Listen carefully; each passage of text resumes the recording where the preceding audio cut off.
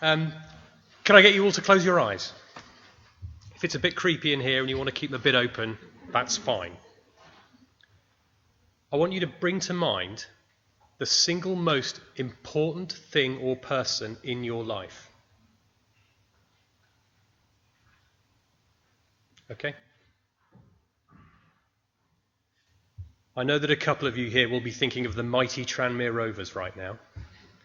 But for the vast majority of you, you are thinking about a person. You are probably thinking about a member of your family. Maybe a parent, a spouse, or a child. You might be thinking about a close friend as well. We're more disparate now, but you are thinking about the close relationships in your life. Okay, you can open your eyes. If you weren't thinking about close relationships, that's fine. But most of us do, because actually our relationships and our families are the most important things in our lives. And that's not just me saying that because I want to talk about it. It's because actually it's evidence-based and it's verifiable. The single biggest factor in our happiness as humans is the quality of our close relationships. That actually we've been measuring well-being in the UK since 2011. And alongside health, one of the biggest factors in self-reported well-being is whether we're married or in a civil partnership. Our families fundamentally matter. And so when we're thinking about a storytelling event like this, I want to talk about families because they are absolutely at the heart of all of our stories.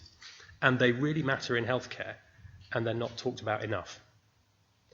The difficult side of this is there are 108 billion people that have existed, and so have a story to tell about their families, and no two are the same. And those stories are some of them are really, really hard to tell. And in a room like this, half of you will have really, really tough stories. And so when we talk about family, we're talking about something personal and we're talking about something sensitive. But the situation we're in now in the UK and the impact it is having on our health, on our housing, that it's having on all different areas of life is too important not to talk about. So I'm just going to pick 2 bits of research to talk about family and health. And I'm going to talk a bit why we're in an emergency now. So the first thing I want to talk about is our physical health and how family matters, okay? So there's research out of Brigham Young University in the States. They went around thousands of people in late middle age, and they checked up on their diet, their exercise, their pre-existing health conditions, all these sorts of things, and then left them for 7 years. And 7 years later, they just came back and went to see who's still standing.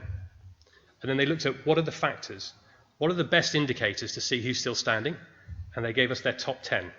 Have a quick think. What do you think is in the top 10? In 10th place, nice to have, not that important, clean air. In 9th place, and I found this one quite surprising, think of how much we spend on this in healthcare. In 9th place was whether you had your hypertension treated. In 8th place and 7th place, overweight and exercise, so that's important, but still not top of the table. Above that, you had cardiac rehab, so if you'd had a cardiac event and you had rehab, that's a good thing. I was pleased to see flu vaccination above that, getting into the top half now. Flu vaccination, it matters. And then the next 2 public health classics, whether you've quit drinking and you've quit smoking. Those actually do matter, but they're not the top ones. The top 2 were our social integration and our close relationships. Those 2 things are the best indicators of a long life. By social integration, I mean those touch points. It's whether you talk to your postman and milkman, the people on your street, you say hi. By close relationships, I mean those really tight relationships that you can rely on in an emergency, whether that be, a small debt or an existential crisis.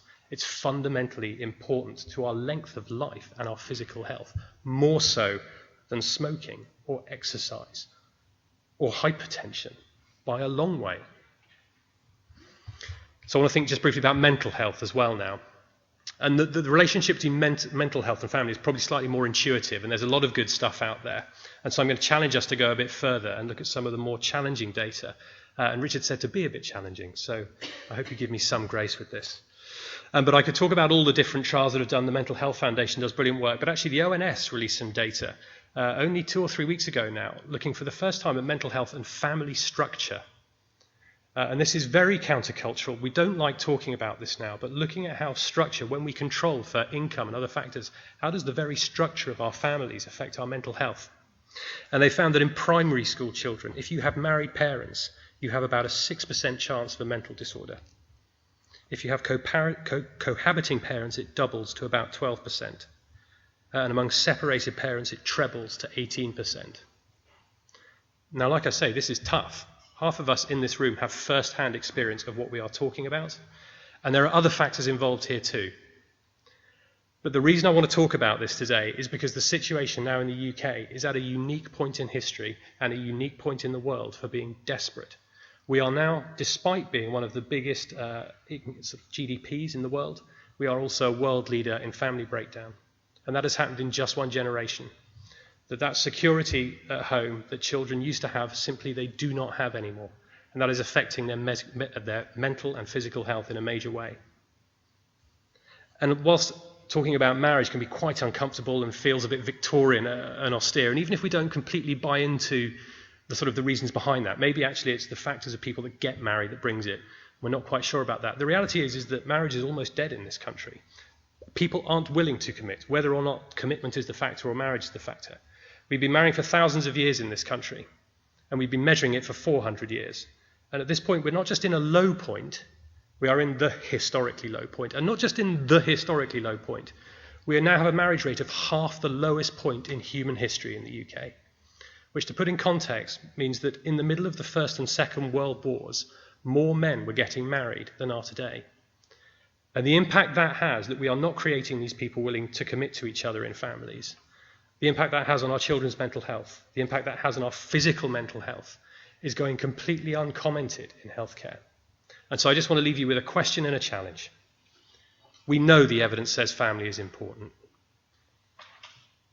We know that we're in a state of absolute crisis in this country. Are we willing first to talk about it? And if we're willing to talk about it, what are we willing to do in healthcare to address it?